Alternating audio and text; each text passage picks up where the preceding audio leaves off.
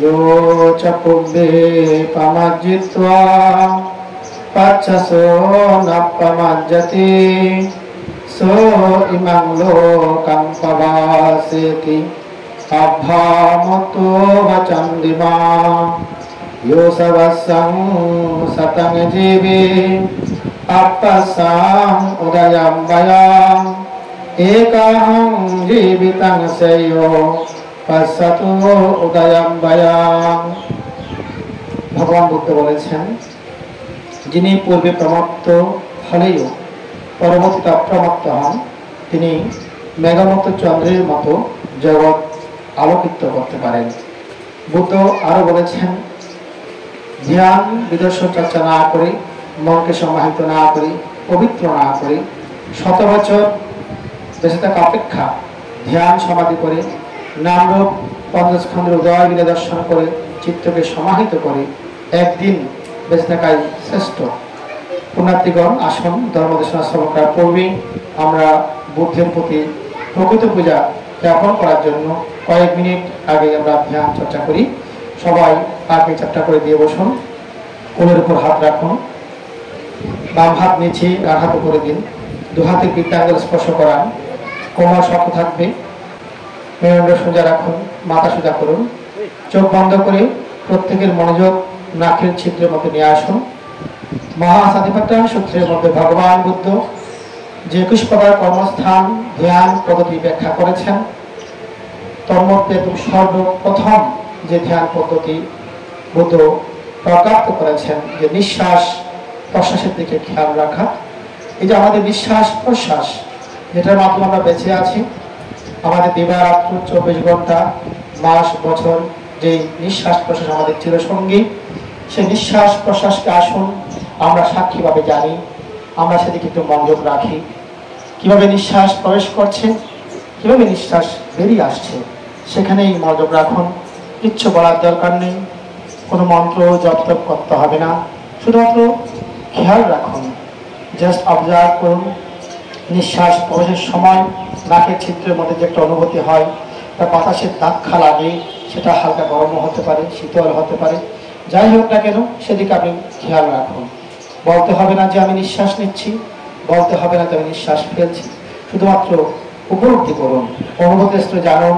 এভাবে মনকে কিছুক্ষণ স্থির পবিত্র করে সেই পবিত্র মনের পবিত্র চেতনা দিয়ে আসুন আমরা বুদ্ধকে পবিত্র বুদ্ধ পূর্ণিমা উপলক্ষে যে আজকের আয়োজন, এই আয়োজনকে সার্থক করার চেতনায় বুদ্ধের প্রতি পূজা করি। এটাকেই বুদ্ধ পরম পূজা বলেছেন। প্রত্যেকে মনকে শান্ত করুন, স্থির করুন, পবিত্র করুন, শুদ্ধ করুন।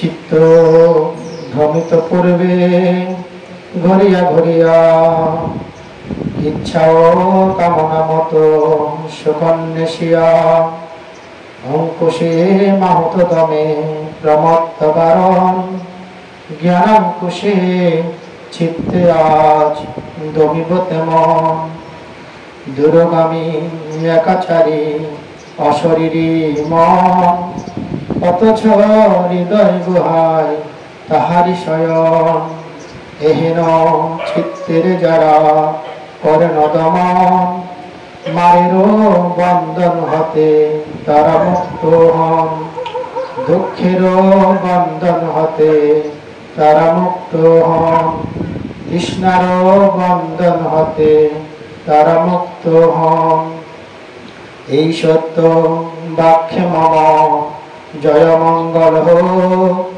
এই সত্য বাক্যে তব জয় মঙ্গল হোক এই সত্য বাক্যে সবে জয় মঙ্গল হোক।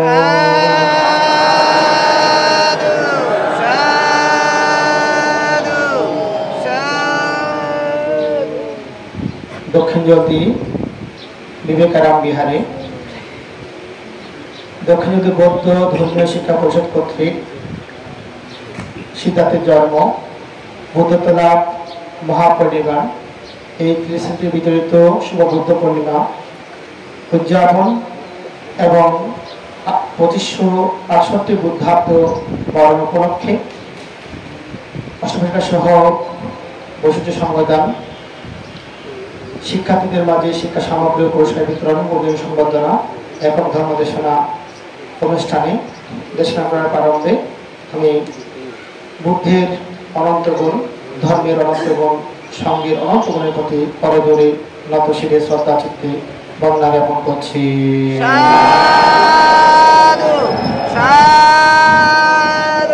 অতঃপর আমার শিক্ষা ও দীক্ষাগুরু বাহামণি পাহাড়তলী অরণ্য বিধি সম্ভাবনা কেন্দ্রের প্রতিষ্ঠাতা আমার অরণ্যচারী প্রয়াত বিদেশাচার্য প্রজ্ঞাদিত্য মাহাতোর ভান্তে এবং আমার আচার্য ও শিক্ষাগুরু ভান্তের প্রতি বন্দনা জ্ঞাপন করছি দক্ষিণ জ্যোতি বিবেকারাম বিহারের সুযোগ্য বিহারাধ্যক্ষ যিনি দীর্ঘকাল অবধি আপনাদের সুখ দুঃখে পাশে রয়ে ধর্মসুধা বিতরণ করে যাচ্ছেন আমার পরম শ্রদ্ধাবাদ কল্যাণ মিত্র ভদন্ত তিলকানন্দ মাহাতের ভান্তে শ্রদ্ধেয় ভান্তের পাদপদ্মে সকৃতজ্ঞ চিত্তে বর্ণনা জ্ঞাপন করছি। মঞ্চে উপস্থিত মহত্বপূর্ণ ক্ষেত্র বিজ্ঞ সংঘের প্রতি শ্রদ্ধা জ্ঞাপন করছি এবং দক্ষিণ জ্যোতি বৌদ্ধ ধর্মীয় শিক্ষা পরিষদের যারা সদস্যগণ আছেন শিক্ষার্থী আছেন এবং এই বিহারের দায়িকা সেবক সেবিকা উপশিক্ষা এবং আজকে এই ধর্মীয়রা পরবর্তী বিষয়টি বা সংগঠিত অতিথি হিসেবে উপস্থিত হয়ে অনুষ্ঠানকে সৌন্দর্য বর্ধন করেছেন সকলের প্রতি মৈত্রীময় শুভ আশীর্বাদ পুনরাশীদান করছি। আপনাদের অনাগত জীবন শান্তিময় সুখময় নিরাপদ নির্বিঘ্ন হোক, দেবগণ আপনাদেরকে রক্ষা করুক, আপনাদের নির্বাণ লাভের হেতুপত্র সৃষ্টি হোক, এই চেতনা আইন কিংবা সারবাদে অনুমোদন করুন।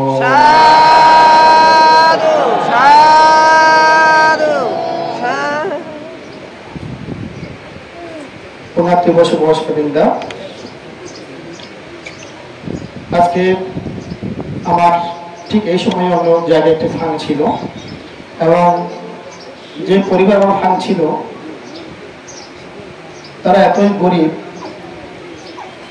এত অসহায়, তারা ধরে নিয়েছে যে আমি তাদের ফানে হয়তো যাব না। তবে তাদেরকে বলেছিলাম আমি অন্য কোথাও ফান নেব না, পৃথিবী গেলেও নেব না। এখন এখান থেকে ছোট বান্ধবকে ফোন করে সামান আশাবকদেরকে পাঠালেন যে 24 তারিখ 2টা থেকে 3টার মধ্যে এখানে দেশমানিতে আসতে হবে। একজন ওরা ফান করতে গেছেন, অধিকর পরিবারের সময়টা হচ্ছে 2টা 3টার মধ্যে। এবং আমি এই ফান্ডটা যদি কোনো পরিবার থেকে যেত, এই গ্রাম থেকে বা অন্য গ্রাম থেকে আমি নিতাম না। এই ফান্ডটা নেওয়ার ক্ষেত্রে কয়েকটি কারণ আছে। একটা হচ্ছে এখানে ছোট্ট কমলমতি শিশুদেরকে যে শিক্ষাদানের একটা পরিবেশ সৃষ্টি করেছেন যে ধর্মীয় শিক্ষা পরিষদ একটি, এই একটা সংগঠনের প্রোগ্রাম, এবং এই প্রোগ্রামটি হচ্ছে দক্ষিণ যদি বিবেকারাম বিহার। এই বিহারের প্রতি আমার একটা কৃতজ্ঞতা বোধ আছে, কারণ আমার গুরু ভান্তে প্রজ্ঞাজ্যোতি ভান্তে উনি 1963 সালে এখানে বসবাস প্রতিষ্ঠান করেছিলেন পাকিস্তান পিরিয়ডে। এখানে থাকা অবস্থায় উনি আমাদের যিনি বিদেশ সাহায্য জ্ঞানজ্যোতি মাহাতুরে ভান্তে ইন্ডিয়াতে কারাগত হয়েছেন, ওনাকে প্রজ্ঞ জেনেছেন। আমাদের পরমিত্র ভান্তে জলদি জন্মজাত, তিনি আষ্টগড়ার ভান্তে বলা হয় ওনাকে, অথবা উত্তর মিঠাছড়ি বনবিহারের অধ্যক্ষ ছিলেন, যাকে বুদ্ধিসত্ত্ব বা বুদ্ধান্ত বলা হয় তাকে। সেই ভান্তিও আমার গুরুবান্তের হাত ধরে প্রজ্ঞ এসেছেন, এবং এই একটি বর্ষার মধ্যে উনি বাসকারীতে এখানে আমাদের ডাক্তার প্রভাত চন্দ্র বড়ুয়া সহ অনেকেই আমার সান্নিধ্যে পেয়েছেন। ওনার অনেকের মনের মধ্যে ধর্মবীজ বপিত হয়েছে দক্ষিণ জ্যোতি সহ পুরা বাসকারীর মধ্যে। এরপর ভাবতে অবশ্য রামপুর চলে গেছেন, দীর্ঘ 22 বছর রামপুরে রামু ওখানে বুদ্ধের সেবা করেছেন, অধ্যক্ষ হিসেবে ছিলেন। পরবর্তীতে রামপুরের ভূমি উদ্ধার করতে গিয়ে ভূমিদস্যুদের হাতে উনি আহত হয়েছেন, একদম মৃত্যু আঘাত পেয়ে বাধ্য হয়ে সেখান থেকে ওনাকে চলে আসতে হয়েছে 1993 সালের দিকে। আমাদের সক্রিয় বংশবন্তের বিশেষ অনুরোধে ভান্তে তখন চলে এসে চট্টগ্রাম বৌদ্ধ বিহারে কিছুদিন ছিলেন। তারপর উনি 72-এ গিয়ে ভাবনা কেন্দ্র করেছেন। খ্রিস্টান মহিলা যিনি বাংলাদেশে এসে ভান্তের কাছে বিদেশন ত্যাগ করে বৌদ্ধ ধর্মে দীক্ষিত হয়েছেন। পরবর্তীতে বার্মা গিয়ে উনি মেসিদা ধর্ম গ্রহণ করেছেন। ওনার ওই তথ্য দিয়ে 72-তে মাহামনিতে পাহাড় কিনে ভান্তে ভাবনা কেন্দ্র করেছেন। আমি সেই ভাবনা কেন্দ্রেই 2002 সালে স্থাপন হয়েছি। 3 সালে আমি আপনার ফেব্রুয়ারিতে রামপুরে গিয়ে ভান্তে হয়েছে। এক্ষেত্রে আমার গুরু ভান্তে আমাকে এই বিহারের ইতিহাস বা এখানে থাকার প্রেক্ষাপটটা উনি আমাকে 2002 সালে বলেছিলেন 72-এ মাহামনি ওনার সান্নিধ্যে অবস্থানকালে। আমি যখন 2009 সালে যদি আসলাম, প্রথম জলদি আসার আগে আমি প্রথমে এখানে এসেছি। প্রথমে যে কাহারগোড়া মিন্টিজোলা, ওখান থেকে শিক্ষক দুই বিহার আমি পরিদর্শন করেছি। তারপর এখানে আমাদের ভান্তি তখন ছিলেন এখানে। এরপরে জলদি গিয়েছি এবং তারপর সহায়তা দেখেছি। আমাকে জলদি গ্রামের বর্তমান আমেরিকা প্রবাসী জুলু বড়ুয়া, ওনার ভাই বিনয়ানন্দ ভান্তি অর্থাৎ রিন্টু ভান্তি বলা হয়, জায়গায় থাকেন। ওনাদের পরিবার থেকে প্রার্থনা করেই জলদিতে 3 মাস মানে ওখানে থাকার জন্য বলতে আমি 3 মাসের জন্য কথা এসেছিলাম। পরবর্তীতে গ্রামবাসীর সবার প্রার্থনার প্রেক্ষিতে আমাকে সময়টা বাড়াতে হয়েছে, এবং ওখান থেকে হয়তো আমরা যাওয়ার সুযোগ পাইনি। এখন আমি এখানে আছি। এখন 15 বছর অতিবাহিত হয়েছে জলদিতে আমার অবস্থান, এবং এখানে আমি অনেকবার এসেছি। প্রথম এখানে যে সাধু আশ্রম আছে ওখানে গিয়েছি, এখানে সহান অনেক এখানে পরিভ্রমণ করেছি। দীর্ঘদিন হয়তো আসা হয়নি। আমি ইদানিং এত বেশি ব্যস্ত আছি বিভিন্ন ধর্মীয় প্রোগ্রাম নিয়ে, যদিও ডাক্তার আমাকে বলেছেন প্রোগ্রাম কম করার জন্য, তারপরেও আজকে আমার 4টি প্রোগ্রাম আজকের দিনের মধ্যে। কালকেও আমার ঘুমাতে প্রায় রাত 2টা বেজেছে। কালকে আমাদের বড়হাতিয়া প্রোগ্রাম ছিল, পাঠ্যম্বার ছিল, এর আগে রোয়াঞ্চলের প্রোগ্রাম ছিল, জলদিতে আমার কুটিরের প্রোগ্রাম ছিল।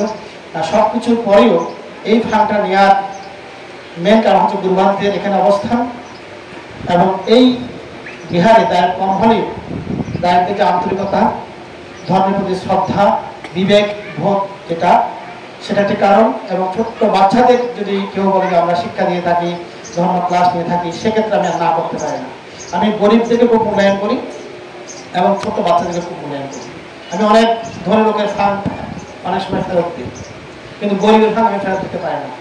আমাকে একদম বিছানায় শোয়ার অবস্থা হলে আমি ওইটা খাবার দিয়ে থাকি। যদি মুমূর্ষু ব্যক্তি হয় অথবা যদি খুব অসহায় গরিব হয়, একদম তৃণমূল করতে, এটা আমার ব্যক্তিগত একটা চিন্তাধারা। এখানে অনেকে যারা ধনী আছেন হয়তো আপনারা মাইন্ড করতে পারেন এবং আমরা পয়সা হয়ে গেছি কি আমরা অপরাধ করেছে নাকি, কারণ আমাদেরকে এত মনে করছে না, এটা মনে করতে পারেন। আসলে অনেক দায়ী দেখা মনে করে যে কি বান্ধবরা গরিবদেরকে অবহেলা করে এখানে আসে না, এরকম একটা আমাদেরকে মনে করে। সেই প্রেক্ষাপটে আমাকে জোর করে এটা দেখতে হয়। যাই হোক, আমার খুব ভালো লাগছে। এখানে একটা সুন্দর ব্যবস্থাপনা আপনারা করেছেন, যে শিশু শিক্ষার যে ব্যাপারটা। আমি বাসখালীতেও যে থাকা অবস্থায় যেটা চিন্তা করেছি, যে 15 বছর যাবত তারা আমাদেরকে শ্রম দিচ্ছে, এই যদি গ্রামবাসী চারিপত্র দিচ্ছে, আমাদেরকে দেখছে, আমাদের কি করা উচিত। বর্তমানে আমাদের প্রায় বিহারগুলা নান্দনিক হয়েছে, টাইলস হয়েছে, বিল্ডিং হয়েছে, প্রত্যেক বিহার হয়ে যাচ্ছে, যা হয় তা হচ্ছে, অনেক কিছু হয়ে গেছে। একটা পুরো মানে কি বন্যা প্লাবনের মতো হয়ে গেছে, এটা আগে ছিল না। এই কয়েক বছরের মধ্যে 20-15 বছরের মধ্যে এটা প্লাবন, ধর্মীয় জাগরণ বলা হচ্ছে, অনেক কিছু বলছেন।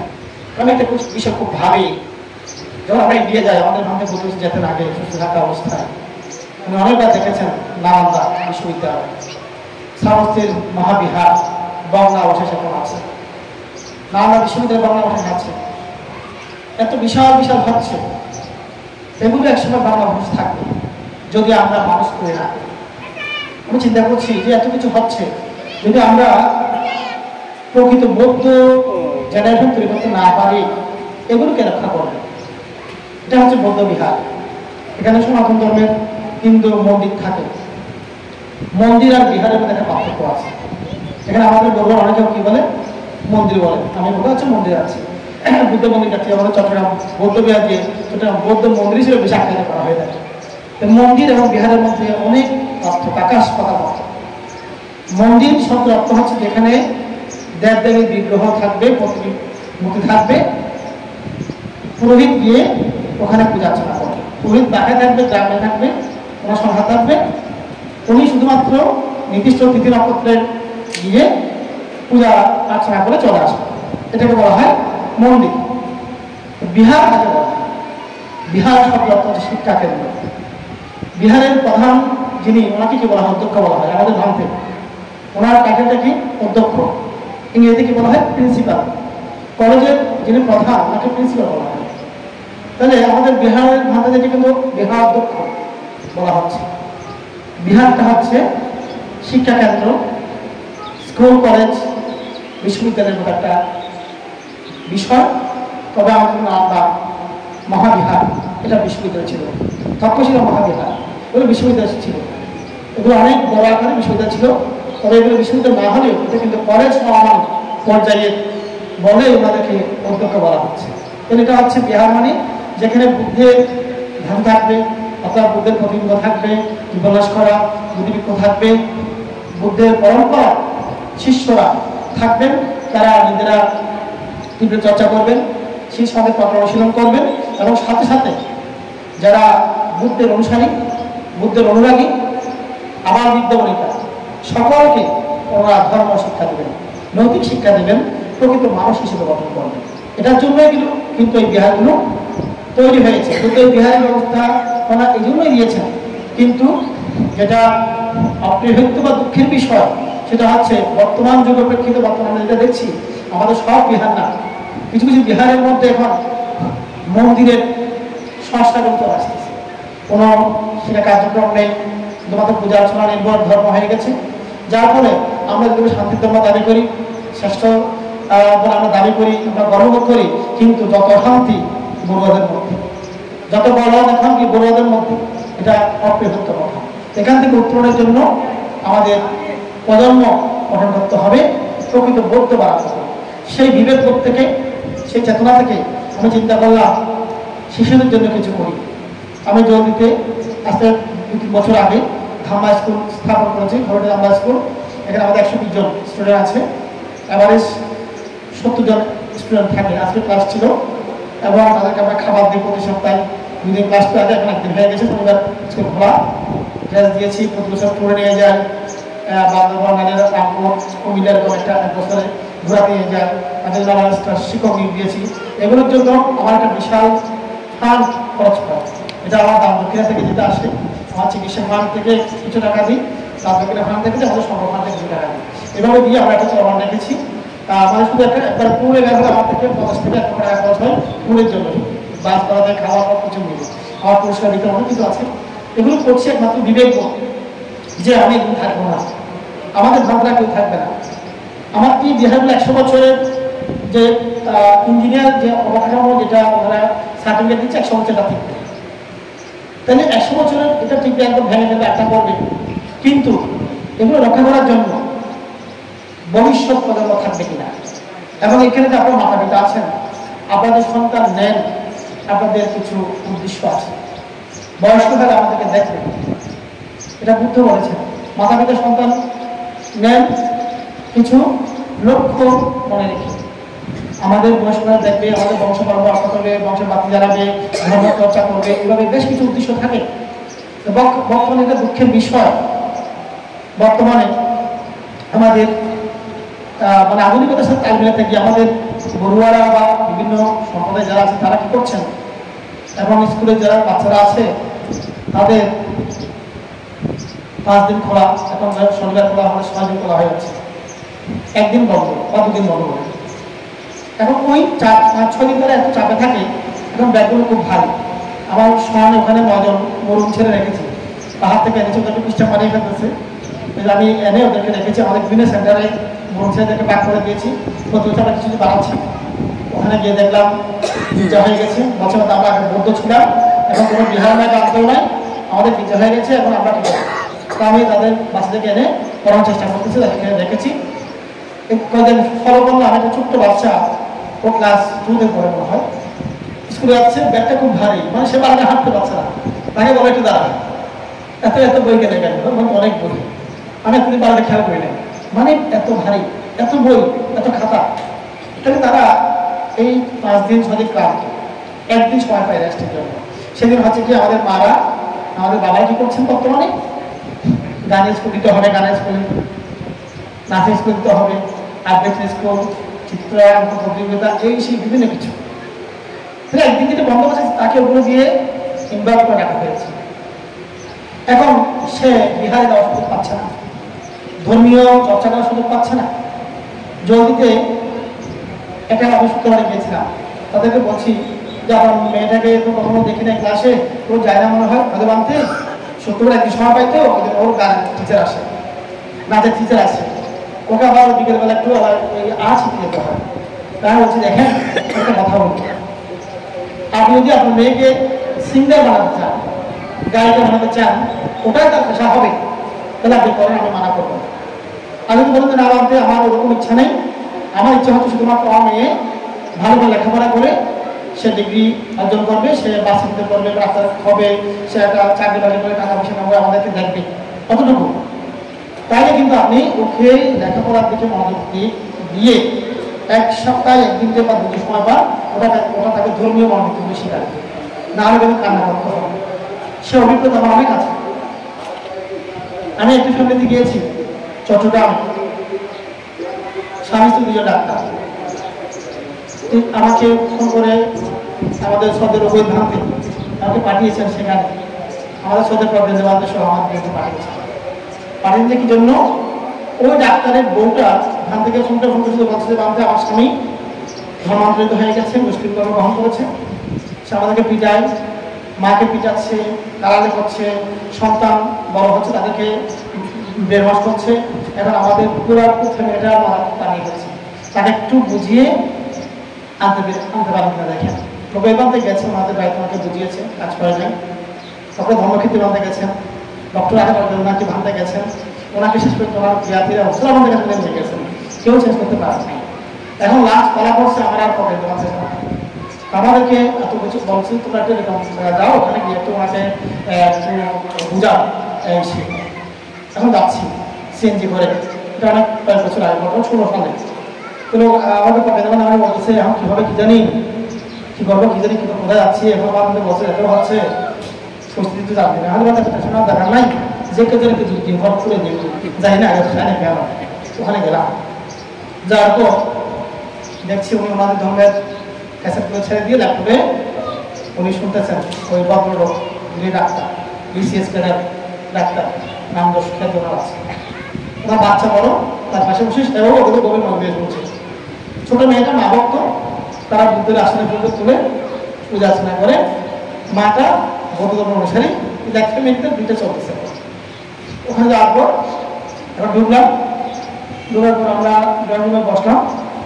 তা আমার ওয়াইফ গিয়ে বলছে যে ভাবতে আসছে, তুমি একটু আসো না। এখন চিৎকার করে গাড়ি শুরু করে দিচ্ছে, কে আসতে বলছে আমাদেরকে, কেন আসো আমাদেরকে ফোন করে আমাকে দেখা করবে, আমি আসতে বলেছি নাকি, চিৎকার করতেছে, গর্ব যে সাউন্ডটা ওই ধরনের ওয়াক মানে যেগুলো চলতে। আচ্ছা যাই হোক, আমরা বসে আছি। চিন্তা করলাম এখন তো গভীর বিপদে পড়ে গেছে, আজকে বাঁধে বাড়াই দিলেন আমাদেরকে, এখন মহাসমস্যা যে চিন্তা করতেছেন, অবস্থা খারাপ। আমি বললাম সত্যক্রিয়া ছাড়া আমার কোনো এখন অস্ত্র নাই, বল নাই, সত্যক্রিয়া করি। তখন সূত্রের মধ্যে সত্যক্রিয়ার একটা অংশ আমি এখানে পথে করেছি, বান্ধবী বলেছেন পরিষ্কার করার জন্য, যে একটা হচ্ছে জগতে বুদ্ধ ধর্ম সঙ্গের থেকে শ্রেষ্ঠ কোনো রত্ন নেই তিলকের মধ্যে। বুদ্ধ ধর্ম সঙ্গে শ্রেষ্ঠ রত্ন সত্যের ফলে আমার জন্মগ্রহ এভাবে এটা থাকে। আমি ওটা বললাম। একটা হচ্ছে নাত্মীয় সানায়ান, বুদ্ধমে সানান করা, এটা আমার বুদ্ধ মানায় বলুন। আমার কোনো আশ্রয় নেই, বুদ্ধ ধর্ম সঙ্গে একমাত্র আশ্রয় সত্যের ফলে আমার জন্মগ্রহ। আমি মনে মনে সত্যি পাঠাতে আমার পাশে বসতে নেই, আমি মনে চিন্তা করতেছি ওনাকে মন্ত্রী দিতে হবে, একশো থেকে কোনো কিছু বক্তব্য নেই। আমি সত্যটা বললাম আমার বুদ্ধমা সংবাদের কোনো আশ্রয় নেই, সত্যের ফলে যে তোমার মনের মধ্যে পরিবর্তন আসে, উনি আমার সামনে এসে বসেন, দেখা করেন, তোমার ওগুলো বন্ধ করে এখানে এসে আমার সাথে সৌরভ সাক্ষাৎ বন্ধ করেন। এরকম ঘটনা বলুন, সত্যটা করলাম। আর যে সত্যটা করলাম, তারপর ওরা কিন্তু মৈত্রী দিচ্ছি যে ওই ভদ্রলোক সুযোগ মনে তার আগেই বলতেছে মনে মনে। কিছুক্ষণ পর আমার ভাই মাস্টার এসে বলছে বাঁধতে মনে হয় আসবে, বন্ধ করে দিয়েছে ওই মানে সাউন্ডটা। এখন ওয়াশরুমে দিয়ে ফ্রেশ করছে, সাত এতক্ষণ লঙ্গি পরা গেঞ্জি পরা ছিল। আমি শুধু মনে হয় ওনাকে শুধু মৈত্রী দিচ্ছি। আমাদের সামনে আমরা এভাবে সবাই বসেছি, সামনে একটা সবাই আছে, মনে করলাম ওখানে এসে দেখে ওখানে বসে যাবে, মনে হয় নিচে বসবে না, সবাই বসে যাবে, কারণ উনি এত বেশি ভাবদের প্রতি রাগান্বিত, এটা বলার বাইরে। এখন দেখলাম আসার পর সবাই না বসে নিচে বসে গেছে, নিচে বসে পা পিছন দিকে দিয়ে হাত করে ওকাশা বাঁধে বাঁধতে আপনাদের খামা তুলে বাঁধতে তিনবার গঙ্গা করে ফেললো। 14 বছর পরে, 14 বছর আগে উনি ধর্ম গ্রহণ করেছেন, ধর্মটা এটা ত্যাগ করেন। 14 বছরের মধ্যে উনি কখনো বুদ্ধের নাম নেন নাই, ওগুলো শোনেন, ওগুলো করেন। কিন্তু এখন সে ওটা দেখে অনুভূত হয়ে গেছে। বললাম বুদ্ধের ধর্মের যে ফল আছে, সত্যক্রিয়ার ফল আছে, মৈত্রীর ফল আছে, এটা আজকে চাক্ষুষ প্রমাণ পেলাম। তখন উনি গঙ্গা করার পর দেখলাম যে পাকে চারটা করে দিয়ে উনি নিচে বসলেন, চারটা করে বসলেন, আর সবাইতে উঠতেছেন না, এমন কিছু ভোট দিলে কি উঠতেছেন। যাই হোক কতটুকু যথেষ্ট, ওনাকে আর পা পিছন থেকে বলে বসতে বলবো না, কতটুকু আমাদের অনেক অভাব। এখন এরপরে বললাম দেখেন আমরা আপনাকে প্রতিদান করতে আসছি, আপনার জ্ঞাতিরা আমার ওখানে উপকার ছিলেন, আমাদের সাথে পরিচয় ছিল, সেজন্য আপনারা আমাদের পরিচিত হন এসে। এখন বলতেছে কি আমি জানি আপনার কেমন আসছে, আমাদেরকে ফোন করে আমার ওয়াইফ এনেছে আমাকে লাইনে আনার জন্য, আমাদের বেড়াতে চলে গেছে, আমাদের কথাই না, আমাকে লাইনে আনার জন্য আসতে না। আপনারা কি করবেন? আপনাদের আগে ডক্টর দেখলি অনেক এসেছে, কিচ্ছু করতে পারবে, উসলার কাছে নিয়ে গেছে, উসলা কিছু করতে পারবে। আমি উসলার কাছে গিয়ে দেখলাম উসলা আপনার রাম বুদ্ধ বানিয়েছে, আমার আমি বুঝতে দেখছি তিতুনো রাম বুদ্ধকে তিতুনো নিয়ে বুদ্ধ হতে পারে। আপনি বলেন আমি হ্যাঁ আপনার কথা ঠিক, ওটা কিন্তু সম্পূর্ণ ওটা আমরা সাপোর্ট করি না, ওই রামটাকে আমরা কথা ঠিক করি না। তারপর উনি আমাকে বললেন, এখন বাদ আমাদের সঙ্গে ওনাকে বললেন আপনি যে আমাদেরটা ত্যাগ করে জন্মের থেকে যেটা পাইছেন ত্যাগ করে নিয়ে গেছেন, এখন নিয়ে গেছেন, আপনি এটা তো ভালো করেন না, আপনি কি দেখে নিয়েছেন আমাকে প্রমাণ দেন। উনি বলছেন যে কি বাদ আমি 14 বছর গবেষণা করে প্রথমে সার না পেয়ে ওখানে সার পেয়ে ওখানে গেছি, আপনি এই মুহূর্তে এখানে প্রমাণ দেন, আমি এখন ফিরে আসবো, প্রমাণ এখানে দিতে হবে, জীবনের দর্শন আমাকে দেখা, বুদ্ধদের মধ্যে শক্তি সমাধান করতে পারে প্রমাণ দেন, কিন্তু এই মুহূর্তে এখন দিতে হবে। এখন বাংলাদেশের সাথে খুব রাগারাগি, বাপ তো উচ্চিত হয়েছে, বান্ধে বলছে বান্ধে দেখা যাবো না, দরকার একটু মুখটা বন্ধ করেন না। আমি বলছে বান্ধে ফুসতে বেশি খারাপ, ওনাকে উনি যদি খুব বাঁধতেও কিন্তু কিছু উনি দিচ্ছে, কেউ কারোর মধ্যে পড়াইতে শুরু করতেছে না, মাঝখানে আমি না বাঁধতে বাঁধতে পাইয়ে এটা চিন্তা দিলাম। বাঁধতে আমরা আসলে বৃন্দাবন্তের আমি 3-4 মাসের ডিফারেন্স ওয়া, এবং আমরা গৃহী জীবনের বাবা ভাই বিশুদ্ধ ভাই সম্পর্ক আমাদের খুব হৃদ্যতা ছিল, সেই সময় বন্ধুর মতো, যদিও আমার থেকে বয়স অনেক ডিফারেন্স উনি। আমি দেখেছি বাঁধতে তো কিছু মানে গায়ে হাত বসানো না, পায়রা গোলটা পাইছে, ওইটা চিন্তা একটা জোর দিয়ে দিলাম, দেওয়ার পর বাঁধতে পরিস্থিতি বেশি খারাপ। উনি এত চিন্তা করতেছেন পুরো ফ্ল্যাটের মানুষেরা চলে আসবে এরকম অবস্থা, উনি শুধু চিন্তা করতেছে গরম হয়ে গেছে, বাঁধতে চুপ করলো। আমি বললাম দর্শক আমি আপনার কাছে একটা ভিক্ষা চাইবো, আমাকে আপনি যদি দয়া করে 2-3 মিনিট একটু সময় ভিক্ষা দেবেন, আপনার কাছে বাসায় আসছে ভিক্ষা যাচ্ছে হয়তো আপনি এমন করে কেন বলতেছেন? আরে না বলতেছে আচ্ছা আমাকে বলো। তুমি এত করে আমাদেরকে ইংলিশে বলতেছে, প্রথমে বাংলা তারপরে ইংলিশে। তোমার ভাই বলতেছে তুমি ইংলিশে কেন বলতেছো আমাদেরকে, বাংলা বলো না যা বলবা। হয়তো আমাদের মধ্যে হচ্ছে পণ্ডিতরা কেন বুঝবেন ইংলিশগুলো?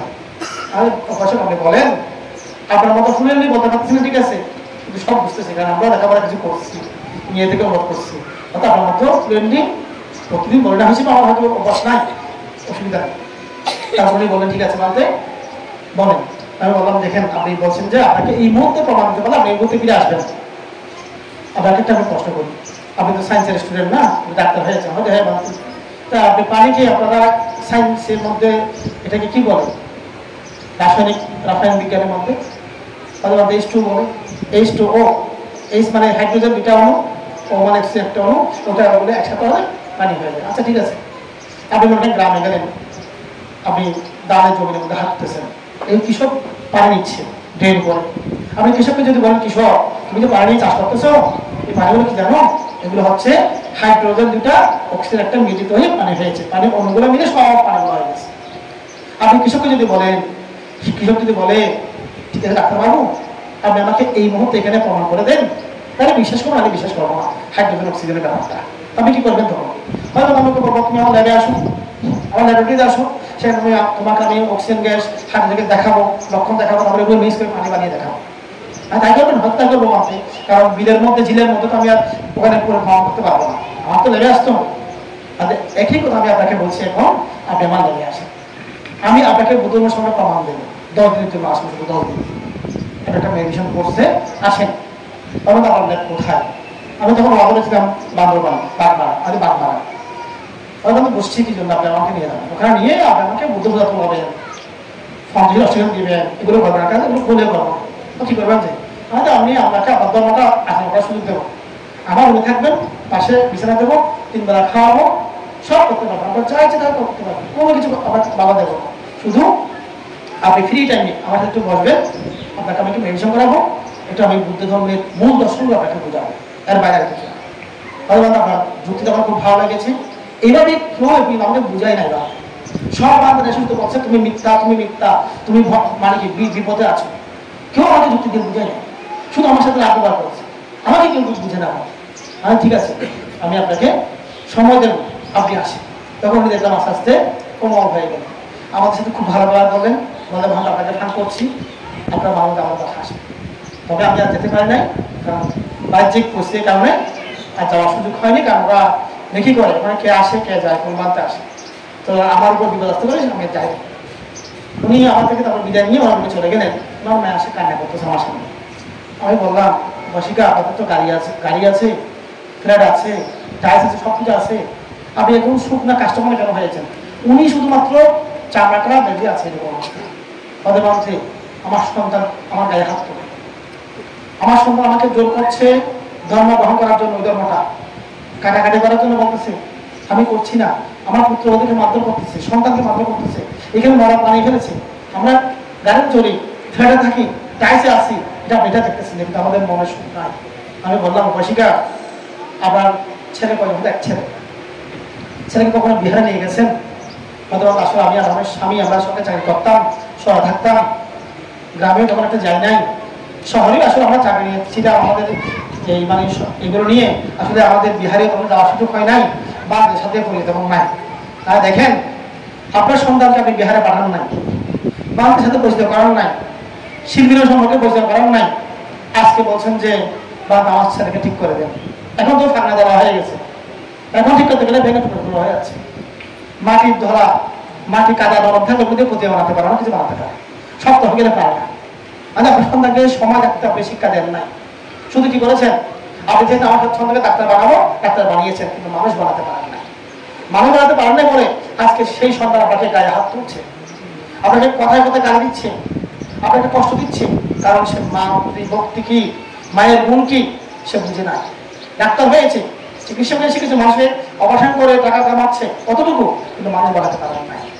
সেজন্য এরকম একটি ফ্যামিলির কথা বলছি, এরকম আমার কাছে আমি কয়েকটা ফ্যামিলি দেখেছি, একটা স্টুডেন্ট মানে কি ও ওরকম হয়ে যাচ্ছে, মা কান্না করতেছে, মা আমাকে শুধু প্রথমে বলতে আসলে করে আমার ছেলে আছে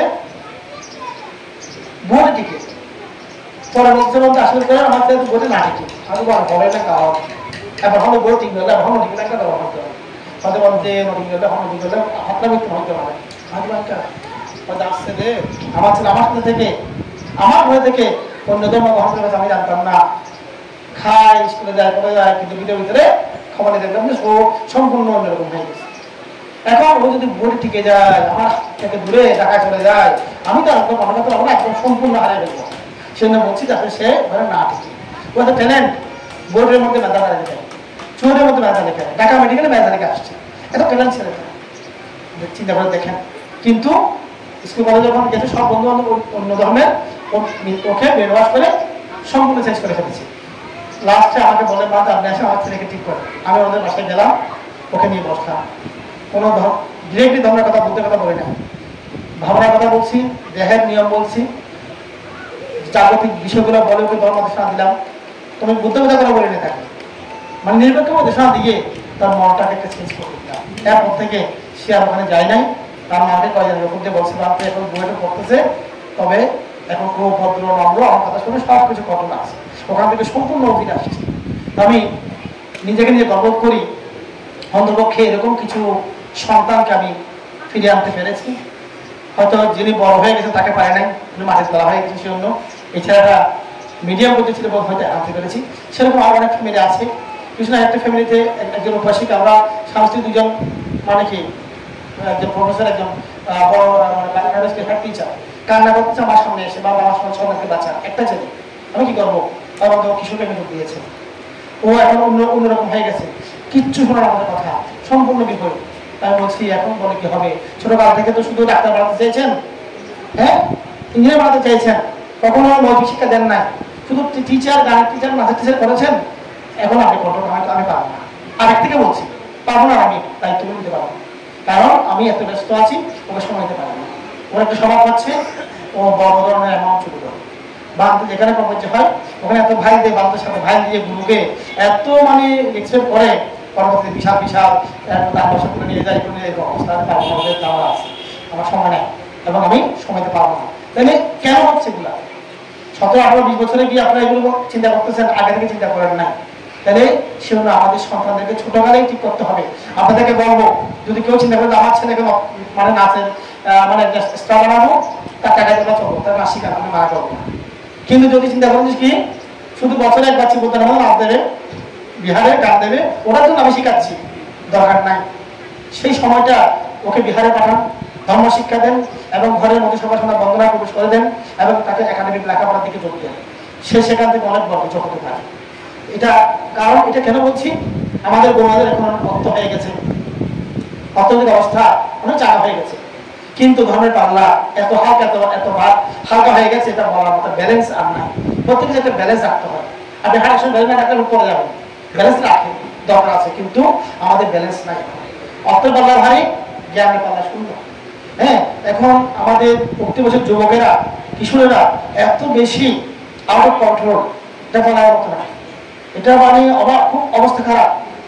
আমি কোনো গ্রাম চিনি যেখানে ছেলেরা ইয়াবা পরিবেশন করে, কি স্কুল কলেজের ছেলেরা, আমি সেরকম ভিডিও দেখছি, স্কুলের ছেলেরা ইয়াবা খাচ্ছে মিলে, 7, 8-এ পড়ে, খুব খারাপ লাগে। আমাদের বড়ুয়াদের কথা বলছি, স্কিনার নিয়েছে মা, বাবা প্রবাসী আছে, টাকা পাঠাচ্ছে, ভাই প্রবাসী টাকা পাঠাচ্ছে, স্কিনার দিছে, প্রচুর দিয়ে দিছে, ইচ্ছা মতো যাচ্ছে তাই করছে। হ্যাঁ, এভাবে তার কাছে শরীরটা শেষ করে ফেলতেছে। নেশা কষ্ট করতে গিয়ে একটা কন্ট্রোলের বাইরে যাচ্ছে, সামনে কি হবে, টাকা দেওয়া বন্ধ করলো, মাকে আঘাত করবে, মাকে কেটে ফেলবে। যারা এই পর্যন্ত মাকে হত্যা করেছে কেন বলেন, হ্যাঁ টাকা না পেলে বলেন। এই যে অবস্থাটা, সেই অবস্থা থেকে ফিরিয়ে আনতে হবে। এই যে আপনারা এত কষ্ট করে সমাজ ধারণ করেন, লালন করেন, গর্ভধারণ করেন, জন্ম দেন, বড় করেন, কত কষ্ট। এখন যেই দাম বেড়ে গেছে, টাকা পয়সার মান চলে গেছে, জিনিসের দাম বেড়ে গেছে, এবং যে শিক্ষা ব্যবস্থা খরচ, নতুন শিক্ষা পড়তে গেলে এখন এই সেবা কিছু কিনতে হয়, আমি আগে জানতাম না। ওই 9 জন ছেলে রাখতে গিয়ে এখন সবাইকে জানতেছে যে এই কিনবো, সেই কিনবো, বাবা এই লাগবে, সেই লাগবে, এগুলা আগে জানতাম না। আপনাদের হিমশিম খেতে হচ্ছে, মুসলিমের কিছু ছাড়া অন্য সবাই হিমশিম খাচ্ছে। এত কষ্ট করে সন্তান লালন করছেন, বড় করছেন, সেই সন্তান যখন আউট অফ কন্ট্রোল হয়ে যায়, কথা শুনে না, ইচ্ছা মতো চলে, বংশের মুখে চুলকানিতে বিভিন্ন অপকর্ম করে ফেলে, জেলে যায়, খারাপ সঙ্গে মিশে সে মারা গেছে আসলে হয়তো বা নিজে মারা গেছে শিকার হয়, এটা কিন্তু আমাদের জন্য অত্যন্ত দুঃখের একটা বিষয়। সেজন্য আপনাদেরকে বলবো, আপনারা আপনাদের সন্তানদেরকে সময় দেন। সময় না দিলে কিন্তু আপনি জীবন শান্তি পাবেন না। একটা গল্প বলি যে আমরা তো সবাই জীবিত নাকি না, সবাই তো জীবিত, আমরাও জীবিত। তারপর যদি জীবিত আমাদের জীবন আছে, আমাদের জীবনটা পুরো অঙ্ক।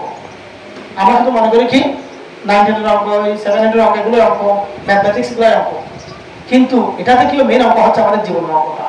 ওই অঙ্কগুলো হলে আপনি মুছতে পারবেন, কেটে পাশে লিখতে পারবেন, পরীক্ষা একবার অঙ্কে যদি হয়ে যায় আবার পরীক্ষা দিতে পারবেন। কিন্তু আমাদের জীবনের অঙ্কে যদি ভুল হয়ে যায় আমরা কিন্তু এটা থেকে রেহাই পাবো। এটা অবশ্যই নেগেটিভ ফল আমাদের করতে হবে। সেজন্য জীবনের অঙ্কে যাতে এক বিন্দু ভুল না হয়। জীবনের অঙ্ক মিলাতে হলে কি করতে হবে? একটা গল্প বলি, অনেক তথ্য কথা বলেছি, গল্প না বললে একটা ধৈর্য হারা হয়ে যায়। একটা বিদেশের ঘটনা, মরুভূমির একটা দেশ, ওখানে একজন বাবা মারা গেছেন। মারা যাওয়ার আগে উনি ওনার সন্তানের সম্পত্তিগুলো সন্তানদেরকে উইল করে গেছেন এবং মারা করে জ্ঞাতিরা বসলেন বিচারে এসে উইলটা ভাগ করবেন।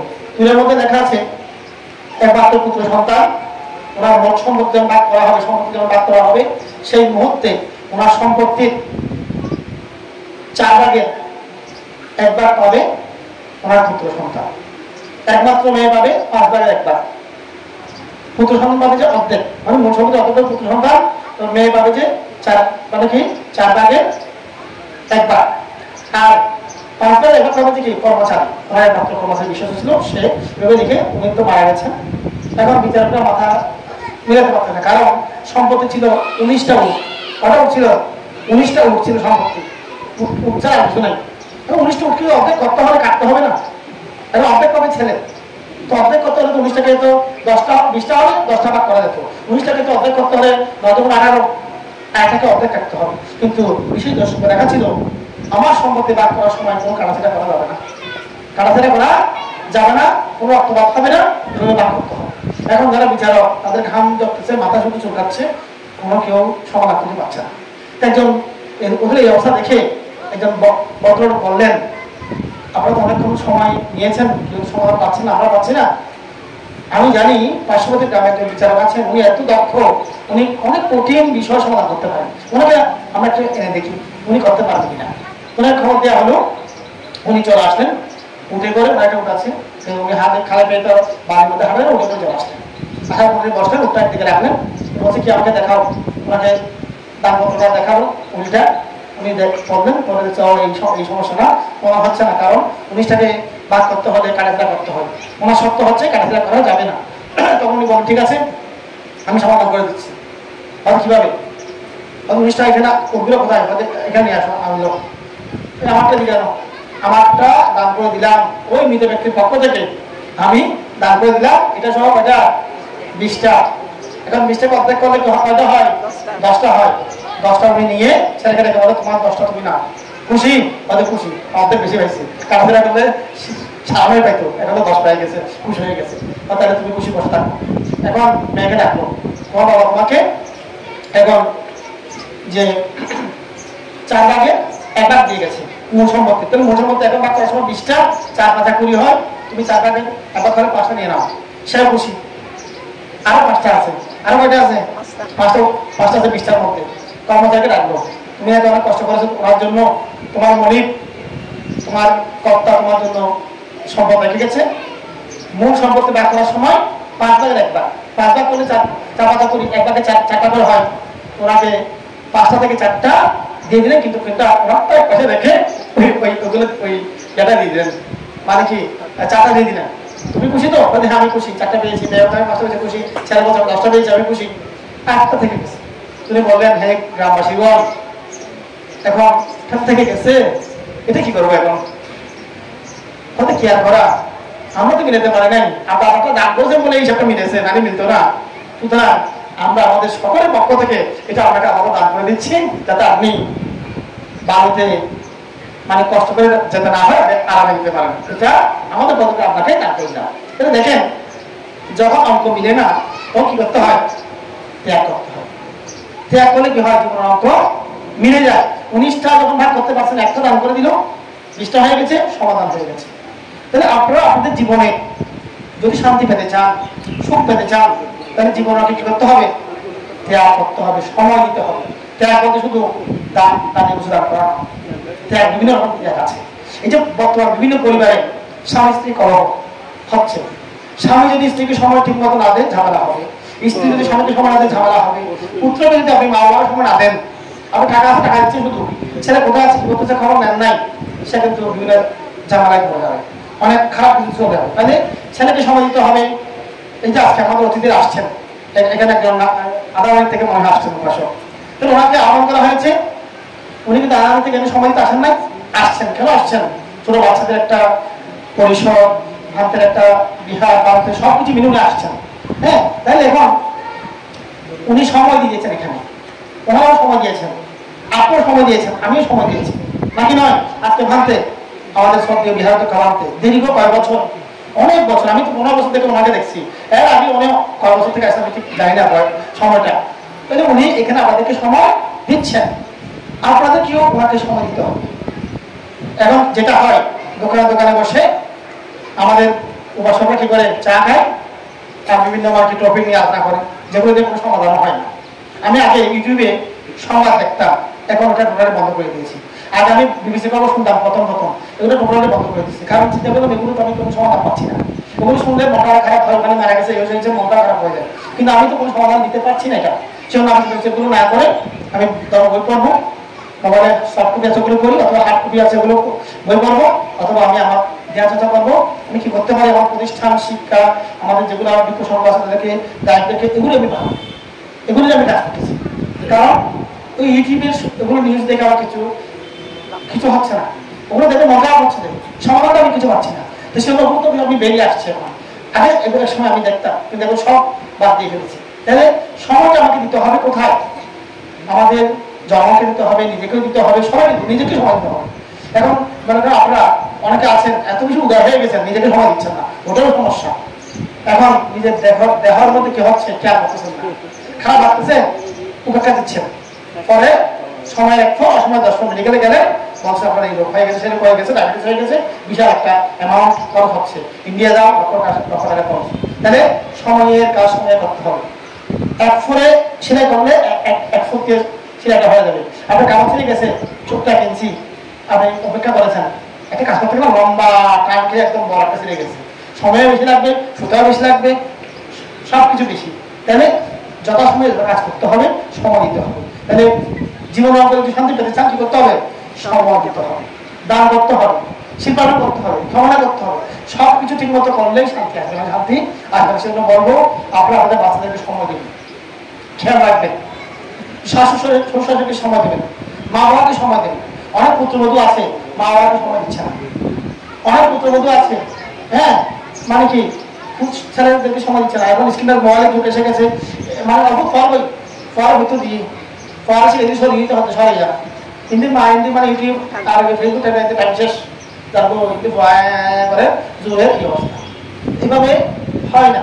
বর্তমানে এত বেশি আমাদের মোবাইলটা নেশা হয়ে গেছে, এটা মনের নেশা থেকে মানুষের নেশা হয়ে গেছে। এটা এত বেশি অ্যাক্সিডেন্ট হচ্ছে এগুলোর জন্য। প্রত্যেক বলবেন অ্যাক্সিডেন্ট কেন হয়? অ্যাক্সিডেন্ট হচ্ছে গাড়ি অ্যাক্সিডেন্ট না, স্বামী স্ত্রীর দ্বন্দ্ব, পিতা পুত্র দ্বন্দ্ব, আত্মীয় দ্বন্দ্ব, এগুলো সব অ্যাক্সিডেন্ট কেন হচ্ছে? মোবাইলের কারণে। মোবাইলের উপকার থেকে অপকারটা এখন বেশি হচ্ছে। তো সেজন্য আমাদেরকে ভাবতে হবে, আমাদের চিন্তা করতে হবে বয়স্ক অবস্থায় আমরা কিন্তু মোবাইল ব্যবহার করবো না। একটা পর্যায়ে গিয়ে এটা আগ্রহ থাকে না, প্রত্যেক কিছু একটা কি মুসিবত থাকে, সময়ের দেহের সাথে, সময়ের সাথে, এনার্জির সাথে একটা ব্যাপার থাকে। তো সুতরাং আপনি যখন বয়স্ক হয়ে যাবেন, আপনাকে কিন্তু আপনার ছেলে মেয়েকে দেখতে হবে। আপনি ছেলে মেয়েকে যদি এখন সময় না দেন, তাহলে তো মানুষ না হয়, আপনার এই মোবাইল ঘাটাঘাটি বা অন্য কিছু, তখন কিন্তু আপনার কাল হয়ে দাঁড়াবে। সুতরাং আপনাদেরকে বলবো, আপনারা বাচ্চাদেরকে সময় দেবেন, নিজেকে সময় দেবেন, পরিবারকে সময় দেবেন, ভাবদেরকে সময় দেবেন। ভাবদেরকে এইভাবে সময় দেবেন, সময় সময় বিহারে আসতে হবে। বান্ধব চারের মধ্যে কি রাখতেছে, আপনি সুস্থ আছেন কিনা, কোনো সমস্যা আছে কিনা, সময় দেবেন, বান্ধবের সাথে কথা বলতে হবে। আপনারা বিভিন্ন ধর্মীয় প্রশ্ন বান্ধবকে করেন, বান্ধবরা পণ্ডিত হবে।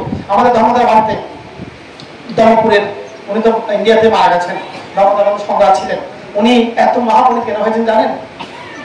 পাহাড়তলি গ্রামের বীরেন্দ্রনাথ মুখসুদ্দি, যিনি অভিধর্মের একটা গ্রন্থ সংকলন করেছেন, অনেক বই সংকলন করেছেন উনি যখন ঢাকা থেকে ইন্ডিয়াতে থাকা অবস্থায় গিয়ে কি করতেন, উনি একটা প্রশ্ন বানিয়ে নিয়ে বানতে, এটা কি হবে একটু বলেন।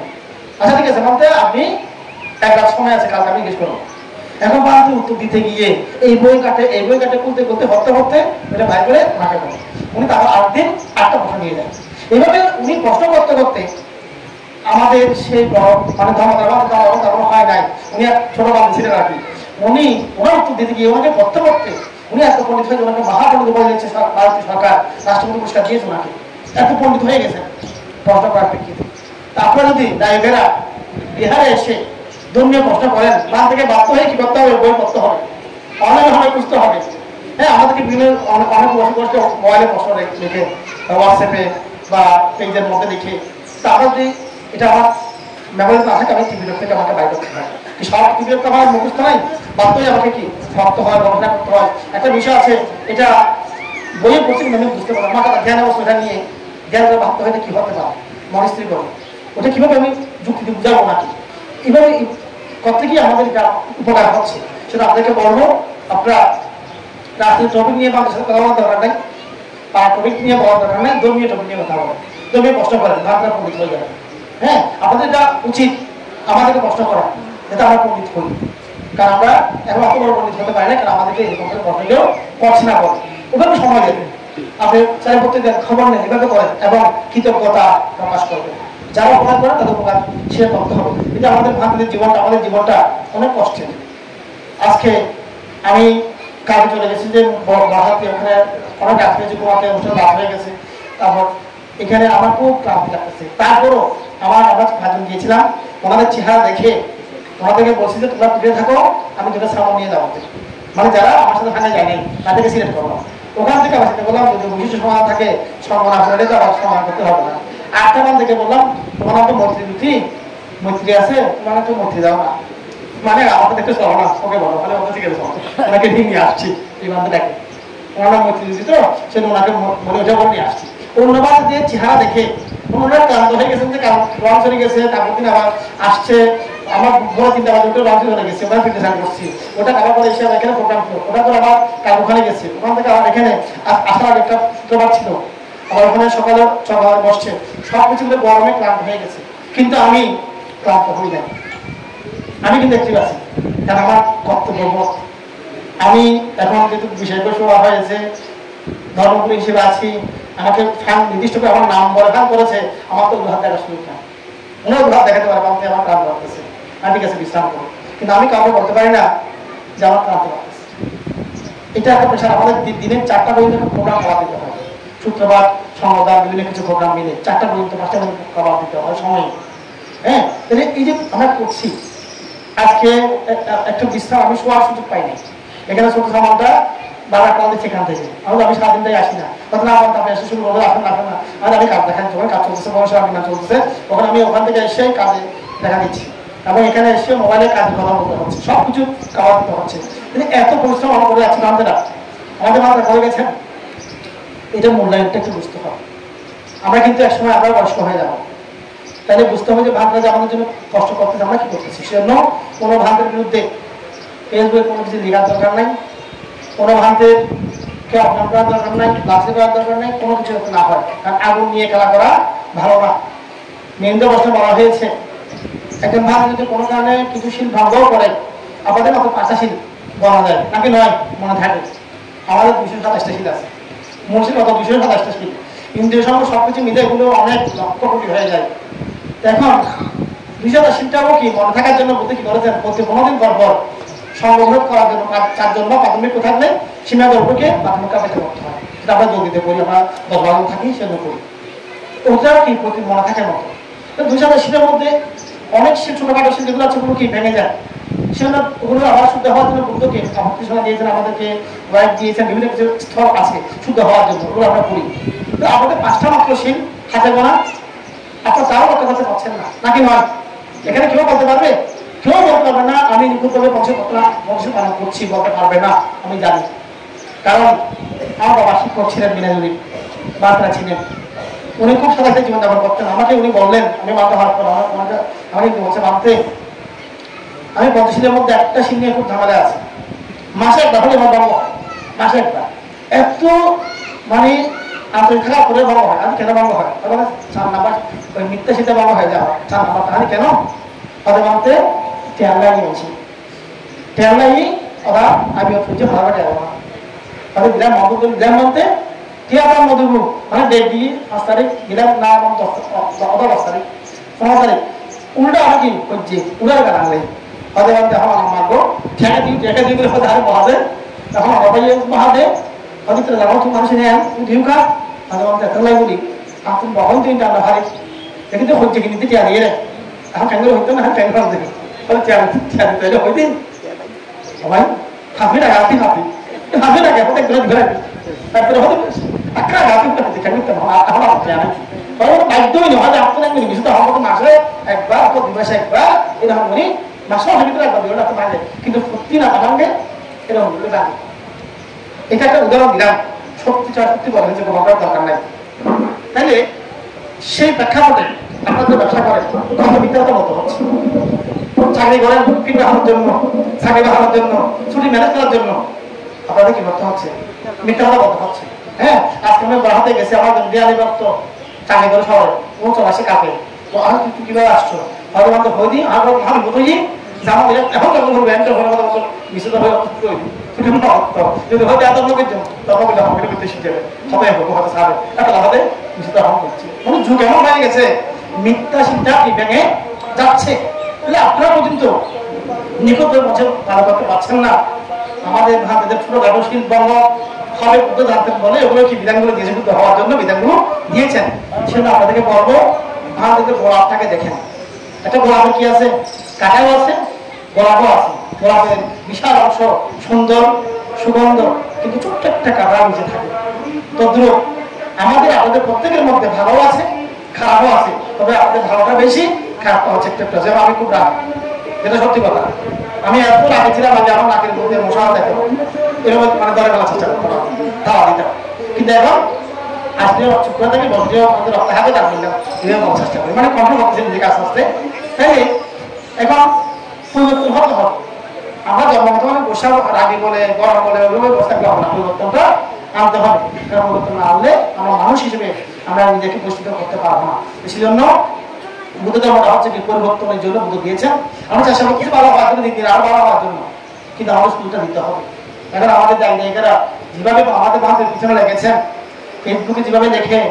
সামনে বলে অনেক কিছু শুনে অহেতুক বলে ফেলে অথচ আমরা এগুলো করিও না মানুষ শুনছে দিছে মন্তব্য করে অনেকে এটা নিতে পারে না অনেক করে কাগজ ছেড়ে চলে হ্যাঁ কাগজ ছেড়ে কি চলে যাচ্ছে বিধি চালাচ্ছে বিহীন করে চালাচ্ছে কিন্তু আমরা অনেক কিছু সহ্য করে এখনো ঠিকই আছি অনেক যত্নবান গেছে আমাদের গেছে হ্যাঁ এখানে কেউ এত সুখে আছে দিতে পারে না তবে আমরা সুখে আছি মানসিকভাবে অনেক সুখে আছি অনেক আমার একটা ভালো আমার একটা থাকার মতো মানে থাকার মতো একটা সুন্দর জীবন আমাদের আছে অন্তত আমাদের ব্যবসা করতে হচ্ছে না মিথ্যাটা বলতে হচ্ছে না আমরা চাকরি বাকরি মিথ্যাটা বলতে হচ্ছে না ওভাবে আমরা একটা ভালো জ্ঞান আছে কিন্তু তারপরে আমাদের পরিশ্রম হচ্ছে শুধু আমাদেরকে বলবো আপনার মৃত্যুর সঙ্গে সুখে সুখী দুঃখে দুঃখী হবে আন্তরিক হবেন আমরাও কিন্তু আপনাদের সন্তান হ্যাঁ আমরা কোনো ইয়া থেকে এসেছি মা থেকে বাবা থেকে আমরা পরিবার থেকে এসেছি আমরা চন্দ্র থেকে সূর্য থেকে খারাপ করি নেই এটা মনে রাখতে হবে যাতে ভান্তরা আঘাতটা না পায় সেভাবে আপনারা থাকবেন কাটার মতো কিছু দেখলে ওটা অপেক্ষা দেবেন যদি না অপেক্ষা দেওয়া আছে না সেক্ষেত্রে আপনার গুরুকে বলবেন সঙ্গে বলবেন কিন্তু ফেসবুকে ভুলে কিছু পোস্ট দেবেন না ধর্মীয় বিষয়ে আর পারিবারিক কোনো বিষয়ে ওগুলো ওখানে লিখতে যাবেন না আমি আমার সময় খুব অবাক লাগে একটু ঘরের মধ্যে কিছু হয়েছে ফেসবুকে গাড়া শুরু করেছে সবাই দেখতেছে না ওই অনুষ্ঠান মানবিক সব শেষ মানে ওনাকে মানুষ মনে করতেছে লোকটা তো ভালো মনে করেছেন কিন্তু তো গভীরতা নাই উনি যে গাড়ি করতেছে উদ্দেশ্য করে কাকে মনে হয় সবাই দেখে ফেলতেছে সেজন্য বুদ্ধ বলেছেন ঘরের আগুন বাইরে নামার জন্য এটা ম্যান্ডব শেষ্ঠী বিশাখা বলেছেন বুদ্ধ দিয়েছে কথাটা তাদের ঘরের কোনো খারাপ কিছু যাতে বাইরে একটু না হয় ঘর বলতে আমাদের বড়রা একটা ঘর আমাদের ঘরের যাতে বাইরে কোনো অন্য ধর্মের মানুষেরা না যায় একটা বিষয় আসলে আপনার ঘরে কি হচ্ছে ওরা তখন কোনো কিছু না হয় তাহলে শান্তি পাবেন আর আপনার দুর্বল যে মানুষ জেনে ফেলে আপনার কিন্তু তারা অ্যাটাক করবে ওই বিষয়ে আপনাকে আঘাত করবে সেজন্য আপনার একটু সাবধানে থাকতে হবে এবং পরস্পরের মূল্যবোধটা বাড়াতে হবে এই যে বুদ্ধ পূর্ণিমা তাৎপর্য কি বুদ্ধ মানে কি মুক্তিটা বুদ্ধ না জ্ঞানটাই হচ্ছে বুদ্ধ সিদ্ধার্থকে বুদ্ধ বলা হচ্ছে জ্ঞান লাভ করার পরে একজন বুদ্ধ বলা হয় না এটা আমরা সেমিন্টের বিভিন্ন কিছু বুদ্ধকে আমরা পূজা করি আমাদের মুসলমান থেকে একবার একজন প্রশ্ন করেছেন ঢাকার মধ্যে একজন মুসলিম ভদ্রলোক আপনারা তো মূর্তি পূজা হিন্দুদের সাথে কোনো পার্থক্য নেই তিনি বললেন সেই লোকটাকে আপনারা তো মূর্তি পূজা হয়তো আপনারা মূর্তি পূজা করছেন, হয়তো আপনারা তো মানে যে মানে টাকা ওই যে লোহা সিমেন্টের পূজা করুন, হয়তো কোথাও লোহা সিমেন্টের পূজা করুন, হয়তো আপনি বাঙালি না, কোথায় আমি বাঙালি, তবে ফেব্রুয়ারি 21 তারিখ বাহা দিবসে ফুল দেন, তাতে হ্যাঁ আমি ফুল দিই। আপনি শহীদ মিনারে আপনি যে বিজয় দিবসে ফুল দেন, তাতে ফুল দিই, কেন দেন? তাহলে আমি 30 লক্ষ শহীদের ত্যাগকে, 2 লক্ষ মামুনের ইজ্জত, যে সম্মানটাকে, ত্যাগটাকে সম্মান করার জন্য আমরা ফুল দিয়ে মানে সম্মান জানাই। তো ওটা স্মৃতিসৌধটাকে দিয়ে বানা হয়েছে, লোহা সিমেন্ট দিয়ে বানানো হয় না, হ্যাঁ হয়েছে। তো আমরা ওই ওখানের মধ্যে আমরা 3 লক্ষ শহীদকে খুঁজি। উনি বলতেছেন, তখন মাথায় বলতেছেন আমরা সিমেন্টের পিতলের আপনাদের বুদ্ধের মধ্যে ওই বুদ্ধের গুণকে খুঁজি, 9 গুণ 6 গুণ 10 গুণ সঙ্গে 9 গুণকে খুঁজি, গুণকে খুঁজি, জ্ঞানকে খুঁজি, টাকাকে খুঁজি, আমরা মূর্তিকে পূজা করি না। ওই আগুনে আমরা ওখানে চলে যাই। উনি বলেন ভাবতে আপনার যুক্তি আমার খুব পছন্দ হয়েছে, আমি স্বীকার করছি আপনার মূর্তি পূজা আমাদের ত্যাগ দিতে হবে। হ্যাঁ, তাহলে আমাদের আপনার কি করতে হবে? শুধু বুদ্ধ পূর্ণিমা করতে রেডি করলে হবে না, বুদ্ধ পূর্ণিমার পরিবর্তন যদি না আসে নিজের মধ্যে। এখন তো বর্তমানে এত বেশি রেডি হচ্ছে, এখন তো অনলাইন যুক্ত, সবাই মানে কি ওই যে লাইভ দেখা যায় সবাই করে। আমি চিন্তা করি আসলে কি পরিবর্তন আসছে? শুধু আমরা হাঁটলাম রেকর্ড নিয়ে, কিন্তু পরিবর্তন আসছে, পরিবর্তনটা আনতে হবে। এই জন্য পরিবর্তন আনার চেষ্টা করুন, শান্তি আসবে প্রত্যেক ঘরে ঘরে। আপনার কিছু তো পরিবর্তন হবে, পুরো সমাজ আমরা দিতে পারবো না, করবো না, দরকার নাই, কিন্তু আমি নিজেকে পরিবর্তন করি। আপনি ঘরের মধ্যে আপনি একটু ধ্যান করেন, আপনি একটু মানে কি মূল্যবোধ চর্চা করেন, যার বুঝ তাকে দেন, একটু সবাইকে সহনশীলতা হওয়ার জন্য নিজেও চেষ্টা করেন, দেখবেন যে একটা পরিবর্তন আসবে, শান্তি আসবে। সব সমাধান কিন্তু ত্রিপিটকের মধ্যে আছে, বুদ্ধ দিয়ে গেছেন, কিন্তু আমরা গভীরে যাচ্ছি না বলে শান্তি কিছু পাচ্ছি না। আমরা সবাই বাইরে বাইরে নিয়ে আসি, সেটা আমাদের এই দ্বন্দ্বগুলো হচ্ছে। সেটা আপনাকে বলবো, আপনার পরিবর্তন হয়, বুদ্ধের তাৎপর্যটা আনতে হবে।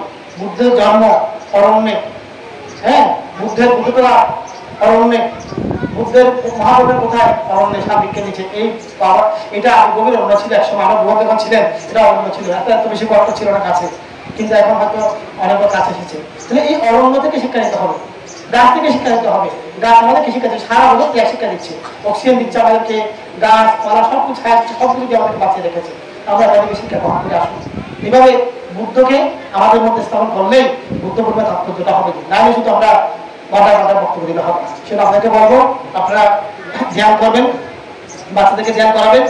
এবং আমরা জলদিতে যে ভাড়া কেন্দ্র করেছি সেটা কোনো বিহার নয়, মানে ওনাদের বিহারগুলো আলাদা আছে, ওটা সার্বজনীন ভাড়া কেন্দ্র, সবাই ওখানে যায়। ওখানে আমরা শুধুমাত্র ধ্যান কেন্দ্রের জন্য এটা করেছি। বছরে 3টা কোর্স আমাদের থাকে।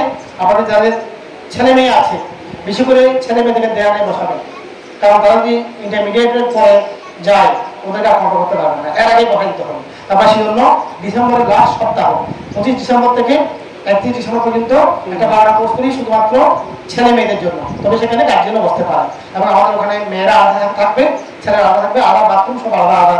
মাননীয় বক্তাটা আমরা রেখেছি, সেভাবে আমরা করাই। আপনারা এটা মাথায় রাখবেন, যাতে আপনাদের সন্তানদেরকে অন্তর্পক্ষে ডিসেম্বরের কোর্সে দেওয়ার চেষ্টা করবেন।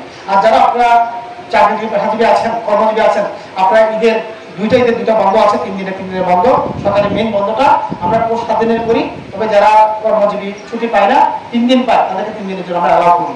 এটা আপনারা মাথায় রাখবেন। সামনে আমাদের যে কোরবানের একটা ঈদের ছুটি আছে, সম্ভবত 17 তারিখ বা 18 তারিখ জুনের কোরবান হতে পারে। আমরা 14 থেকে 21 তারিখ পর্যন্ত জুন মাসের একটা কোর্স রেখেছি, ওখানে 3-4 দিনও করা যাবে, যারা কর্মজীবী করতে পারবেন। এটা এই জন্য বলছি, আপনি যদি ধ্যান না করেন আপনি বুদ্ধিজম কি ভালো বুঝতে পারবেন না, অভিধর্মকে বুঝতে পারবেন না, বুদ্ধ ধর্মের সার চারিত্র প্রতিসম্পাদগুলো বুঝতে পারবেন না। ওগুলো না বুঝলে আপনার ত্যাগটা আসবে না। সেজন্য আপনারা চেষ্টা করবেন ধ্যানে হওয়ার জন্য, কারণ ধ্যানটা একটা মেডিসিন, এটাকে ধামাধাপি বলা হয়। বর্তমানে আমেরিকার ডাক্তাররা হার্টের রোগীকে ওষুধের পাশাপাশি 3 বেলা মেডিসিন লিখে দিচ্ছেন, এটা প্রার্থনা হিসেবে দিচ্ছেন। আমি এই পর্যন্ত 12 বছর 14 বছর যাওয়া ধ্যান করে চালাচ্ছি, অনেক ভাবনাকারী ধ্যান করে ভালো হয়েছে।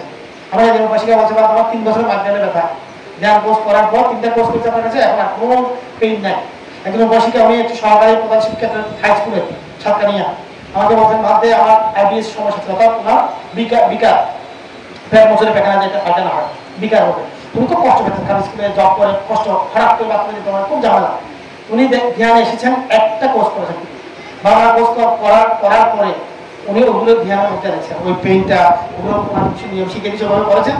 আমাকে বলছেন ভাবতে আমি এই কোর্স থেকে করার পরে 1 বছরের মধ্যে এখনো একবারও আমার সমস্যা হয় নাই, এবং ওনারা বিভিন্ন জ্ঞান ঢাকা থেকে চিটাগাং থেকে জ্ঞানে পাঠাচ্ছেন যে তোমরা জ্ঞান করো, রোগের জন্য হলে জ্ঞান করো, মানে বিভিন্ন মাইগ্রেনের সমস্যা, বিভিন্ন পেশার সমস্যা, এগুলো। কারণ জ্ঞানটা হচ্ছে ধ্যান মাত্রা, যখন ধ্যান করে মনটা স্থির হয়ে যায়, স্থির মনটাকে যখন ধ্যান করা হয়, এটা পাওয়া যায়। একটা ছোট্ট উপমা দিচ্ছি, এটা সূর্যের উপমা, সূর্যের আলো পড়ছে, কিছু করা যাচ্ছে না, কিন্তু আপনি একটা ম্যাগনেটিক গ্লাস ধরেন, যেগুলো বড় করে দেখা যায় গ্লাসগুলা, সুন্দর পাতার মধ্যে ধরেন, একটা জায়গায় বিদ্যুৎটা পড়বে, আলোটা আগুন ধরে যায়।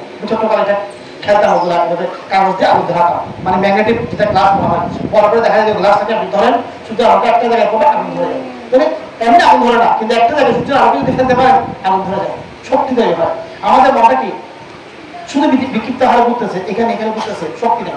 আপনি ধ্যানে বসেন, এক জায়গায় মনকে স্থির করেন, 5 মিনিট 10 মিনিট 15 মিনিট, শক্তি হয়ে যাবে। তখন সেই সমাহিত মন্ত্রের ভাবে আপনার পেইনের মধ্যে দেবেন, ব্যথার মধ্যে দেবেন, ওষুধের মধ্যে দেবেন, ওইটা ওষুধ মানে একটা কাজ করে, চিকিৎসা পদ্ধতির কাজ করে, মানুষ ভালো হয়ে যায়।